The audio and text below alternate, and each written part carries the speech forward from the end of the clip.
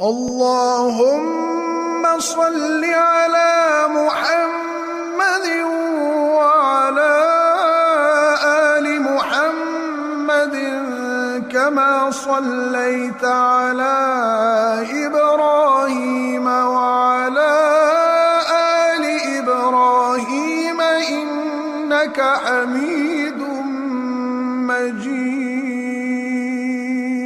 اللهم بارك على محمد وعلى آل محمد كما باركت على إبراهيم وعلى آل إبراهيم إنك حميد مجيد.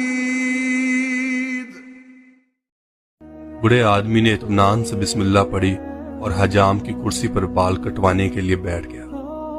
بوڑھے کے چہرے پر موجود نرم مسکراہٹ سے حجام کو بات چیت کا حوصلہ ہوا.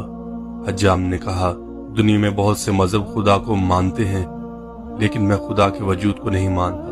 مسلمان بوڑھے نے پوچھا، کیوں نہیں مانتے؟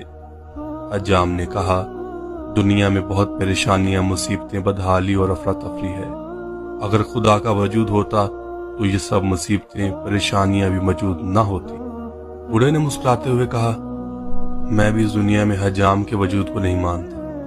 حجام نے پریشان ہو کر پوچھا، کیا مطلب؟ میں آپ کی بات نہیں سمجھا.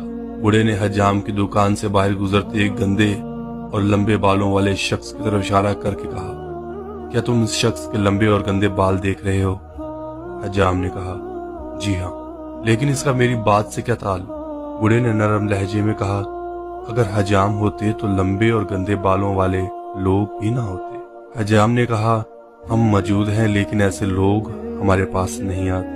بوڑھے نے مسکراتے ہوئے کہا، بالکل، خدا بھی موجود ہے لیکن لوگ ہدایت کے لیے خدا کی طرف رجوع نہیں کرتے.